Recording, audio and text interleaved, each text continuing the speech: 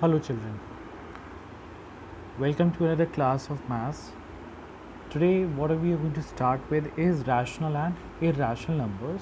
That is the very first chapter in maths, chapter number 1, that is rational and irrational. Before we start, let us revise few basic concepts related to the numbers. That is, what are natural numbers represented by n? The numbers which starts from 1, 2, 3 and so on and goes endlessly up to infinity are known as natural numbers. Then what are whole numbers? Whole numbers are the numbers which start from 0, 1, 2, 3 and so on. It goes infinitely. These are known as whole numbers.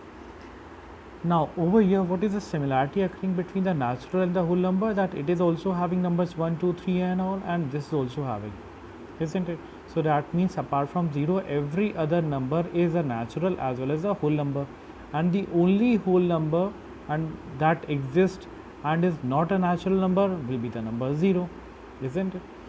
Now next is what we have already studied in the previous classes also is integers, represented by I also and Z also. Now what are integers? Integers are the set of positive and negative numbers and the number 0. 0 is neither a negative nor a positive number. So that means it will be like all the negative numbers, that is -5, -4, -3 and so on, 0, then 1, 2, 3 and so on. All the positive numbers or the counting numbers, the positive as well as the negative and the number 0 will be referred to as integers. Then the next thing that we represent for a particular number is also fractions. Fractions will be playing a very crucial role in understanding the concept of rational and irrational numbers. Now we know that if we are having a number as 3 upon 5, so it's quite clear that 3 represents the numerator and 5 represents the denominator. So that means for a fraction we know that any form or any number represented in the form of numerator upon denominator will be referred to as a fraction form. This is where the concept of the rational number is going to start. Right now, let's talk about fraction. So fraction will be something, a particular natural number upon another natural number will be giving us a fraction, and these are known as fractions. Now fractions could be of different type: proper fraction, improper fraction, decimal fraction, vulgar fraction, mixed fraction. So these are the different types of fractions which we have already studied in the previous classes. Don't worry, I am not going to take up the different types of fractions. Okay, now before we actually start with the concept of rational numbers and irrational numbers, let us first of all discuss about the concept of terminating and repeating decimals. Now what is that? If suppose I take a number as 2, 3 being divided by 2, so we know that this is going to give us a value as 1.5, and let's take a reciprocal of this, that means 2 upon 3. What is this going to give us? This is going to give us a value when we are going to divide, so it will be 0.66666 and so on. How many places of decimal? That depends upon you, the number of places that you would like to take, and we know that it is going to go on endlessly. Let's take one more set. If suppose we take 3 divided by 8, so what is 3 upon 8 going to give us? It will be 0.375. Let's take a reciprocal of this, 8 upon 3. What is this going to give? Divide, so this will be something 2.6666 and goes on endlessly. Okay, let's compare. When we had a number which was divisible by 2, we were having just one place of decimal that was coming up. When we were dividing it by 3, we got many number of places, or basically we can say infinite place of decimal we are going to obtain. Same ways, when we are dividing by 8, we are getting fixed place of decimal, and when we are dividing by 3, we are getting again infinite places of decimal that will go on endlessly. So this is where the concept of terminating and repeating function comes in, or decimal we can say, terminating decimal and repeating decimal. The fraction which when divided is going to give us fixed places of decimal or countable fixed places of decimal will be termed as a terminating decimal. Alright, and this type of fraction we can call it to be as a terminating fraction. We know that it is going to give us a fixed number of places. And over here when we are going to divide, we saw that we will be having endless number of decimal places that we are going to obtain. So this will be known as a repeating decimal. Clear?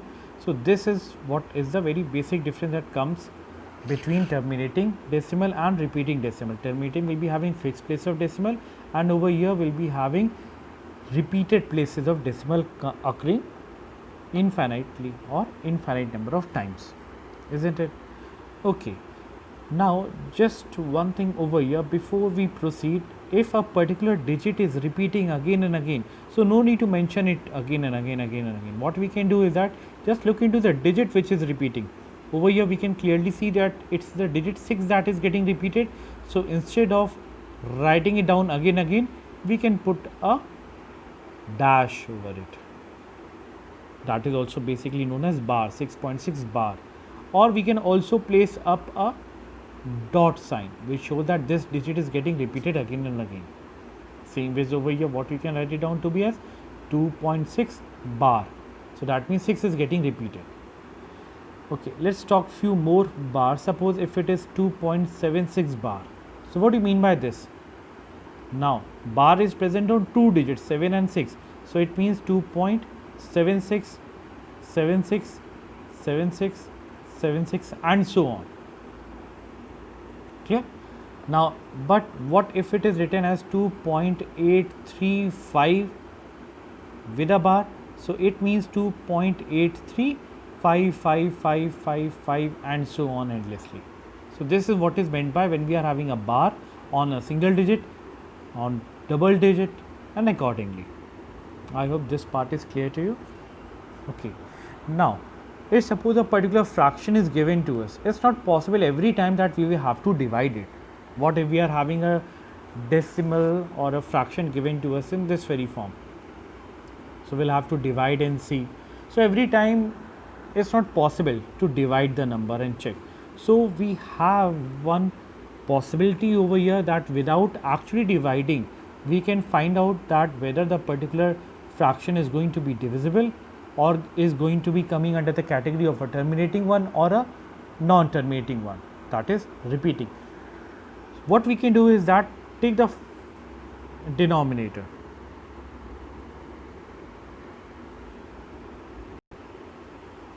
So let's take the denominator. What is the denominator? 50. Take out, calculate the prime factors of the denominator. So what will be the prime factors of the denominator? Let's calculate quickly. Fine, isn't it? So that means the factors of 50 comes out to be 2 into 5 into 5. Now this is where the very important part is present to find out whether the fraction without actually dividing, is it going to be a terminating one or a non-terminating?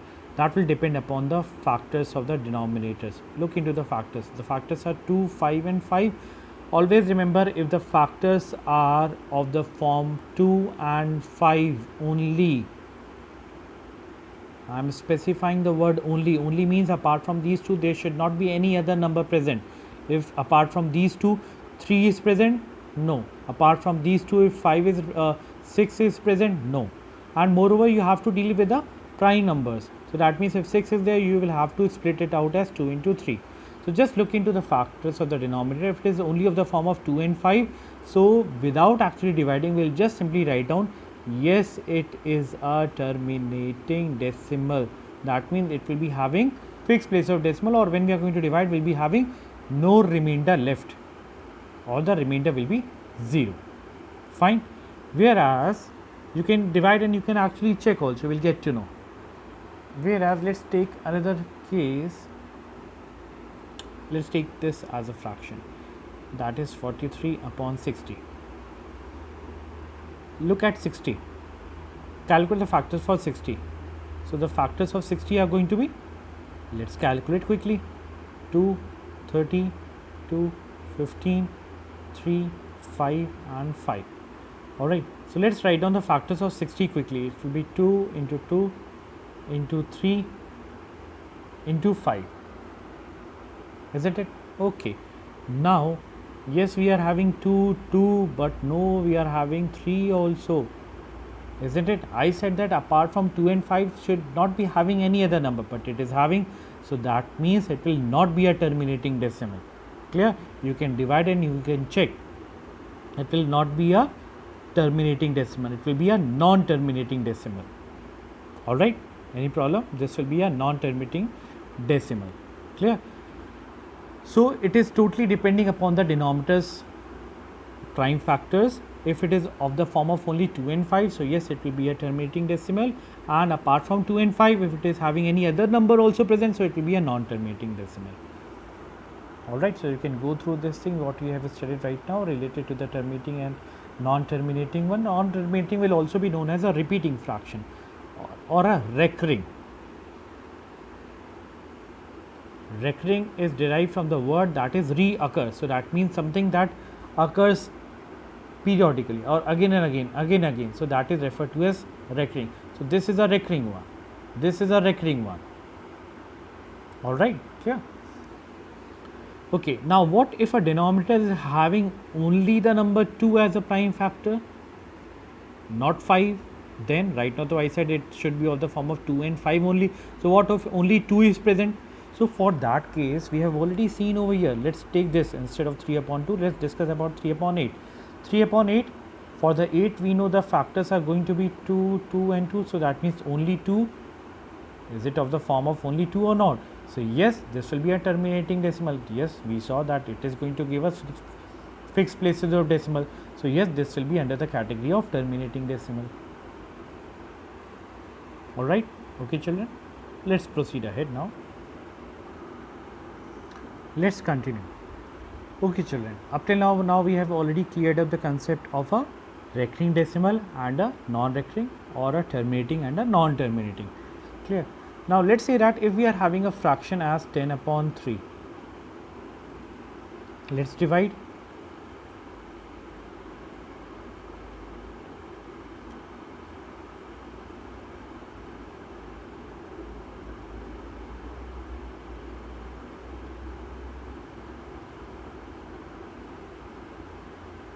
You will say that, sir, it is going to go on endlessly and we can take up as many places of decimal we would like to. Okay, now do one thing, forget about this one. Let's look into the quotient 3.333 and so on, which can also be written as 3.3 with a bar. Now this is the thing given to you, alright, or basically we can say this thing.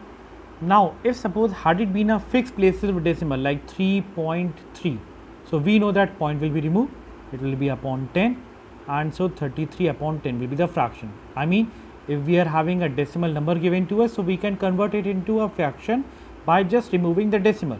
So we have to count off from the right hand side that after how many places the decimal being placed. Similarly, now I am asking in this thing, is it possible that we can just count the number of places from the right hand side, that after how many places the decimal plays, so we can remove the decimal and write down upon 10 or 100 or 1000 or 1 lakh or 10 lakh or 10 million? Can we? No, because infinite means that it will go on endlessly. We don't know how many places of decimal are there. So can we convert 3.33333 into a fraction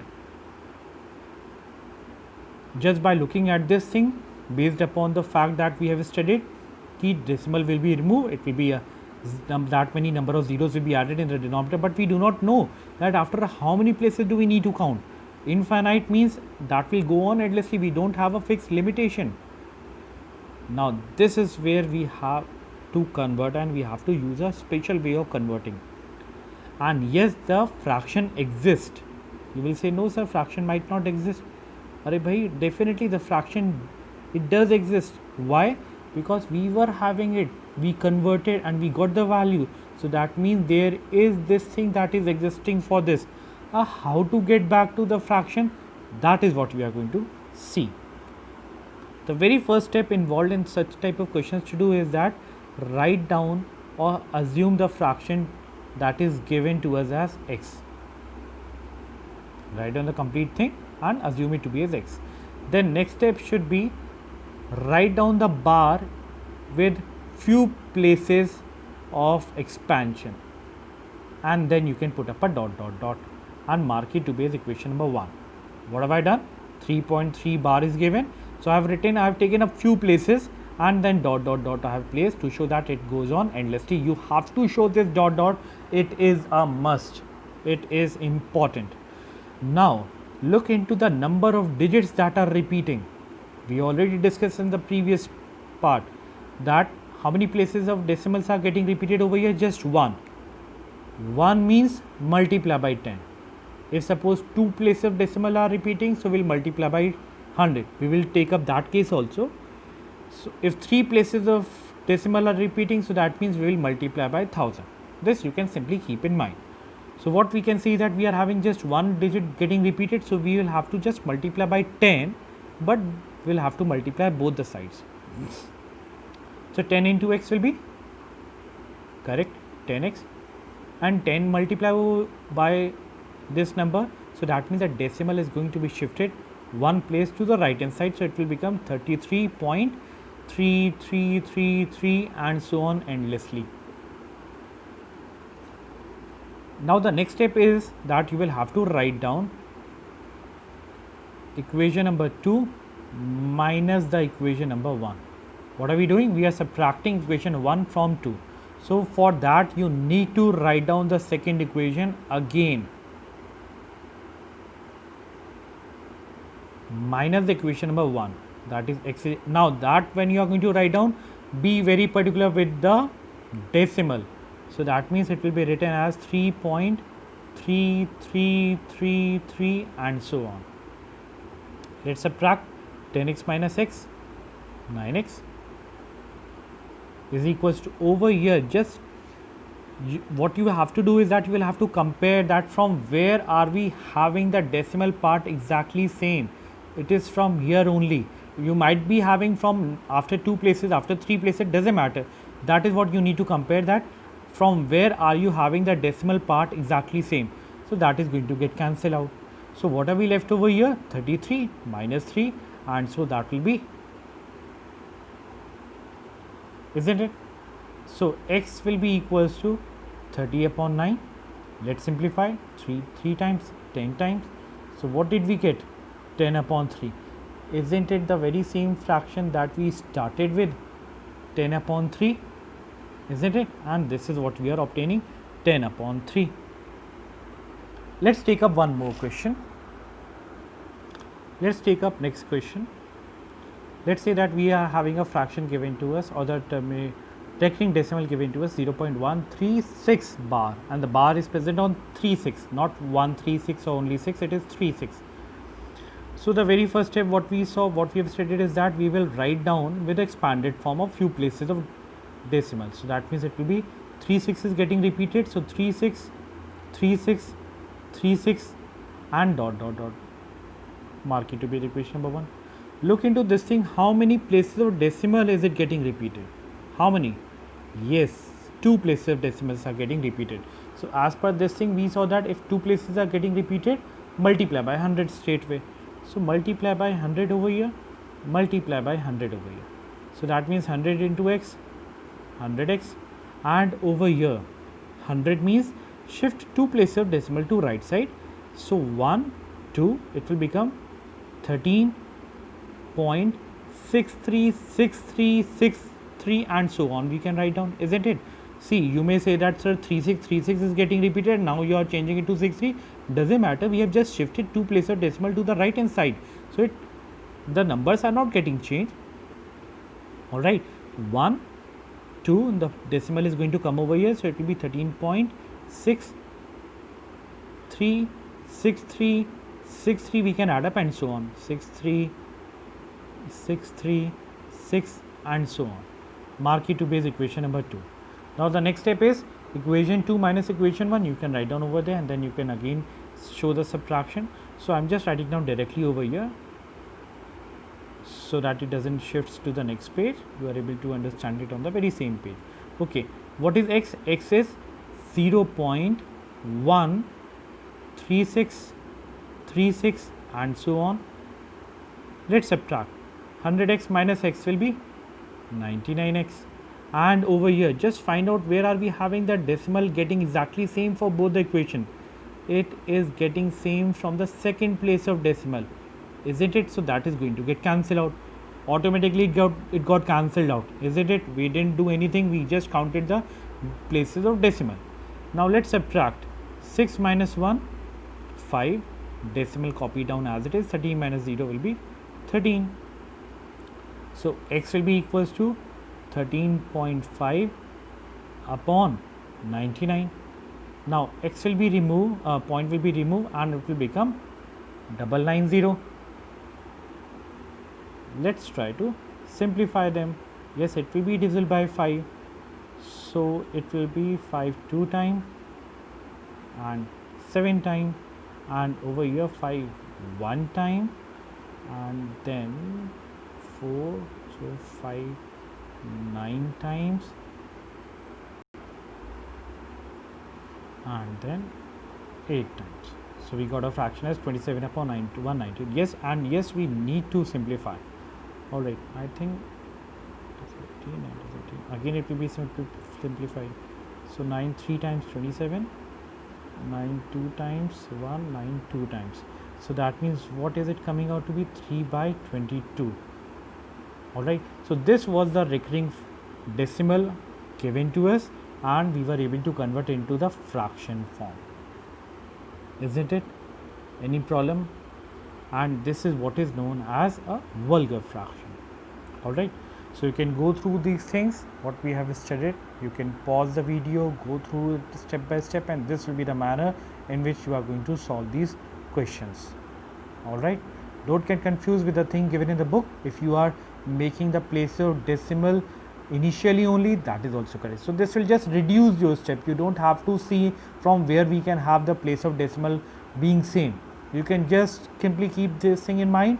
As many place of decimal getting repeated, just multiply by 100 or 1000 or 10 depending upon the place of decimals that are getting repeated. Alright children, so this is the first exercise in which you can convert any particular recurring fraction into a vulgar fraction, and accordingly. Now in the next exercise we will be taking up the basic additive inverse, then we'll be inserting the rational numbers between two rational numbers, and accordingly. Okay children, that's it for the day. Do study the first exercise, then I'll be coming soon with the second video for the next exercise. Okay children, stay home, stay safe, bye bye.